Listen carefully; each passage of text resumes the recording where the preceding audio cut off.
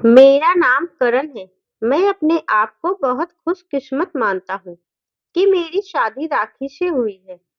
राखी और मेरी शादी घर वालों की मर्जी से हुई है। राखी बहुत सुंदर है। शुरुआत में मुझे लगा था कि वह मुझसे शादी के लिए हाँ नहीं कहेगी, लेकिन जब मैं उसे देखने गया, तब मुझे उसके व्यवहार का पता चला था। उनका परिवार बहुत अच्छा था। राखी जब शादी करके मेरी जिंदगी में आई, तब से मेरी जिंदगी बदल गई है। लोग मुझसे कहते थे कि मैं बहुत खुशकिस्मत हूँ। अभी मेरी शादी को करीब 4 महीने ही हुए हैं। मेरा सपना था कि मैं बड़े शहर में कपड़े का एक बड़ा शोरूम बनवाऊं। मैंने राखी को इसके बारे में बताया। राखी को पता है कि ये मेरे लिए कितना बड़ा सपना है। मैं दिन रात इसी में लगा रहता हूँ। बड़ी मुश्किल से मुझे एक जगह मिली, लेकिन पैसे बहुत ज्यादा थे। इसलिए मैंने अपने गांव की जमीन बेचने का फैसला किया था। जमीन में मेरे पिता के दूसरे भाइयों का भी हिस्सा था। इसी काम के लिए मुझे कुछ दिनों तक गांव में ही रहना था। मैंने राखी को भी अपने साथ गांव चलने को कहा, क्योंकि यहाँ शहर में हम दोनों अकेले रहते थे और हमारी अभी नई नई शादी हुई थी, तो राखी को मैं अकेला छोड़कर नहीं जा सकता था, क्योंकि पता नहीं कितना समय लगता वहां। पर राखी ने मेरे साथ गांव चलने के लिए मना कर दिया और बोली, मैं अपने मायके चली जाऊंगी, आप हो आइए। तो मैंने भी सोचा कि ठीक है। राखी अपने मायके चली गई। मैं अपने गांव चला गया। राखी से फोन पर बात किया करता था। जमीन के कागजों को तैयार होने में समय लग रहा था। इस दौरान मेरी पत्नी से मेरी बात होती रहती थी।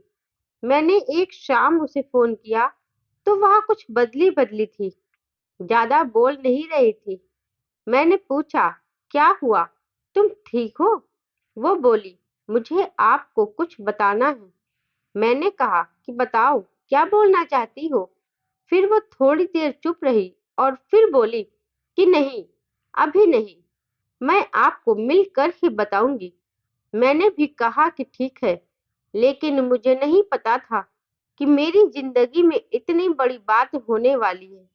अगले दिन दोपहर में मैंने जब राखी को फोन किया, तो उसने फोन नहीं उठाया। मैंने भी सोचा कुछ काम होगा, इसलिए मैंने उस बात पर ध्यान नहीं दिया। मैं सारा दिन अपने में ही उलझा रहा, क्योंकि काम भी जरूरी था, क्योंकि वह खत्म करके ही मैं जल्दी से राखी के पास वापस जा सकता था।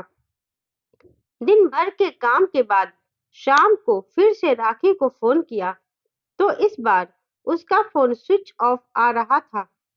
फिर सोचा कि हो सकता है वो किसी काम से गई होगी और मोबाइल स्विच ऑफ हो गया होगा।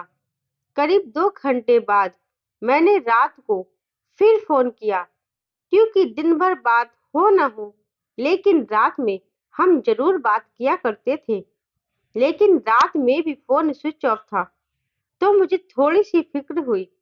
लेकिन मैंने सोचा कि वो तो उसका घर ही है, अगर कुछ बात होती तो मुझे फोन आ जाता। थोड़ी देर विचार करके मैं सो गया। फिर मैंने सोचा कि उसके घर में किसी को फोन करूं, लेकिन रात में उन्हें फोन करना मैंने उचित नहीं समझा, इसलिए मैं सो गया था।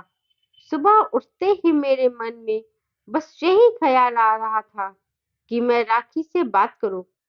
सुबह मैंने फोन किया, तो अभी भी उसका फोन स्विच ऑफ ही था। अब मैंने मम्मी को फोन किया, लेकिन मेरा फोन नहीं उठाया। मुझे थोड़ी सी तो फिक्र होने लगी थी, क्योंकि किसी से भी मेरी बात नहीं हो रही थी। करीब 4 दिन हो गए थे, पर ना तो राखी का फोन आया, ना उसकी माँ का। मैं अपने काम में लगा रहा था। फिर एक दिन मेरी सास का फोन आया, तो मैंने पूछा कि राखी कहाँ है। वो बोली, राखी अपनी ममेरी बहन की शादी में गई है, शायद वहां नेटवर्क नहीं होगा, इसलिए बात नहीं हो पा रही है। मैं भूल गया था कि राखी ने मुझे बताया था कि वो वहां जाने वाली है। अब मेरी चिंता थोड़ी कम हो गई और मैं वापस अपने काम में लग गया। राखी वहां 5 दिन तक रुकने वाली है, इसलिए मैंने सोचा कि शायद 5 दिन तक मेरी राखी से कोई बात नहीं हो पाएगी। मेरा काम भी लगभग खत्म हो गया था।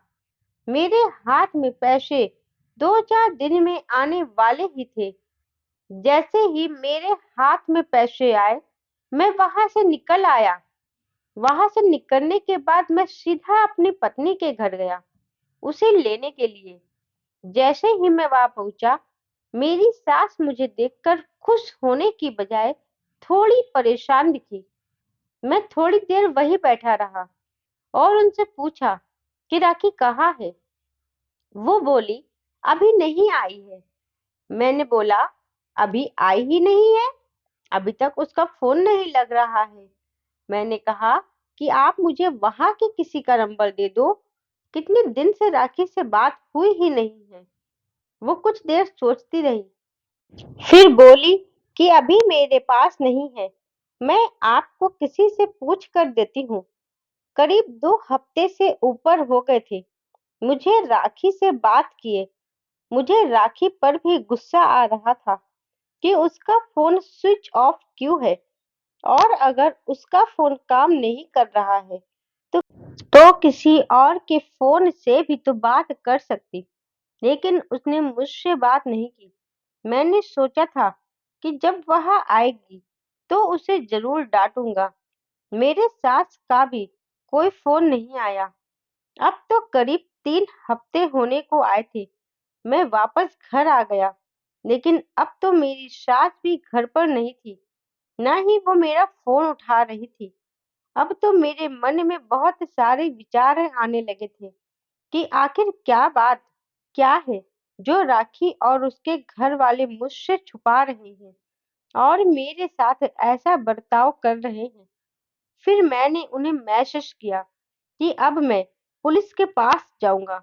शायद मेरी इस धमकी से डर गई और उनका फोन आया और बोली, बेटा मुझे तुम्हें कुछ बताना है, तुम घर आ जाओ। अब मेरी चिंता बढ़ती जा रही थी। ऐसी क्या बात है जो यहाँ सब मुझसे छुपा रही हैं? मेरी पत्नी ने मुझसे काफी दिनों से बात नहीं की थी। मैं अगले दिन उनके घर गया। मेरी सास का मुंह उतरा हुआ था। मैं बहुत गुस्से में था। मैंने उनसे चिल्लाते हुए पूछा कि कहाँ है राखी। मेरी सास मुझसे बोली कि बेटा, अब मैं जो तुम्हें बताने वाली हूँ उस पर तुम्हें विश्वास नहीं होगा, लेकिन यह सही है कि राखी किसी के साथ भाग गई है। मेरे कानों पर विश्वास नहीं हुआ कि मैंने क्या सुना। मैंने बोला, आप कुछ भी बोलेंगी और मैं मान जाऊंगा। वो बोली, बेटा यही सच है। तुम्हारी शादी के पहले उसका एक प्रेम प्रसंग था। जब वो वहां गांव में अपनी बहन की शादी में गई तो उसे वो वहां मिल गया और वह मौका देखकर वहां से भाग गई।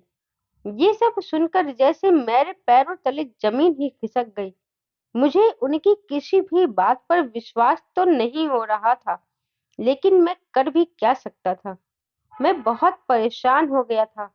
वो फिर बोली, बेटा मैं जानती हूँ कि तुम राखी से बहुत प्यार करते हो, लेकिन अब यही सच है, तुम्हें उसे भूलना होगा। हम लोग पुलिस के पास नहीं गए क्योंकि बदनामी होगी, इसलिए हम इस बात को तुमसे छुपा रहे थे। राखी अभी तक मेरे साथ 4 महीने तक रही थी। जितना मैं उसे जानता था वह ऐसा नहीं कर सकती थी, लेकिन जब उसकी माँ ही ऐसा कह रही थी तो मैं कैसे न मानता। मेरा मन अभी भी मानने को तैयार नहीं है। मेरी सास मेरे आगे रो रही थी, माफी मांग रही थी। इतनी बड़ी बात मेरे घर वालों को पता चली तो उन्हें भी विश्वास नहीं हुआ। राखी अपने स्वभाव से बिल्कुल ऐसी नहीं लग रही थी। राखी की माँ को देखकर मैं और मेरे घर वाले चुप रह गए। हमने कुछ भी बड़ा कदम नहीं उठाया। मैं अपने साथ हुए इस धोखे को बर्दाश्त नहीं कर पाया। मैंने राखी को बहुत प्यार किया था, पर मुझे कुछ भी हासिल नहीं हुआ। राखी नाम से मुझे नफरत हो गई। मेरी जिंदगी पर इसका बहुत असर हुआ। जो शोरूम की शुरुआत मैं करने वाला था, उसके लिए मेरे पास अब सब कुछ आ गया था, लेकिन फिर भी मुझे अब कुछ करने का मन नहीं हो रहा था। किसी के साथ इतना बड़ा धोखा हुआ हो तो वो कैसे खुश रह सकता है? मेरे घरवाले मुझे संभाल रहे थे। मैंने उसे बहुत ढूंढने की कोशिश की कि मैं चाहता था एक बार मैं उससे पूछूं कि उसने मेरे साथ ऐसा क्यों किया। धीरे-धीरे समय बीतता गया। मैं भी उसे भूलकर वापस अपने काम में बिजी होने की कोशिश करने लगा। एक दिन किसी कारणवश मुझे उसके घर के पास से जाना हुआ। जैसे ही मेरा ध्यान उनके घर की खिड़की पर गया, मुझे खिड़की पर राखी की झलक दिखाई दी। मैंने उसी समय उसके घर का दरवाजा खटखटाया। दरवाजा मेरी सास ने खोला और मुझे देखकर वो डर गई। मैं तुरंत उनसे कुछ पूछे बिना ही अंदर कमरे में जाने लगा। मेरी सास ने मुझे रोकने की बहुत कोशिश की, लेकिन मैं नहीं माना। मैं जैसे ही अंदर कमरे में पहुंचा कि राखी को देखकर मैं हैरान रह गया। राखी व्हील चेयर पर थी। राखी ने मुझे देखा और उसकी आंखों में आंसू आ गए। मैंने पूछा, ये क्या हुआ है? राखी बस रो रही थी। मेरी सास बोली कि बेटा, राखी जब शादी में गई थी, तब उसका एक्सीडेंट हो गया था और उसे ऐसी जगह चोट आई है कि अब वह कभी चल नहीं सकती है। एक्सीडेंट के समय बेहोशी में भी बस यही कह रही थी कि तुम्हें ना बताऊं, क्योंकि वह बड़े काम के लिए गए हैं तो टेंशन हो जाएगी। और डॉक्टर ने बताया कि हो सकता है राखी अब चल न सके और इलाज पर बहुत ज्यादा पैसा लगेगा। तब भी मैंने कहा कि दामाद जी को बता देते हैं, लेकिन राखी ने कहा कि मैं उनकी जिंदगी खराब नहीं कर सकती। उनका सपना है शोरूम खोलने का। मैं उनकी जिंदगी में जाऊंगी तो उन पर बोझ ही बनूंगी। इसीलिए राखी ने ही ये झूठ तुमसे बोलने को कहा, ताकि तुम उसे भला बुरा कहो और उससे नफरत करो, जिससे उसे तुम भूल जाओ। मेरी पत्नी मुझे प्यार करती थी। मैंने उनसे कहा कि राखी, अगर मेरे साथ ऐसा कुछ हो जाता तो क्या तुम मुझे छोड़ देती? राखी ने रोते हुए कहा, ऐसा मत बोलो। राखी ने कहा कि मैं आपकी दोषी हूँ।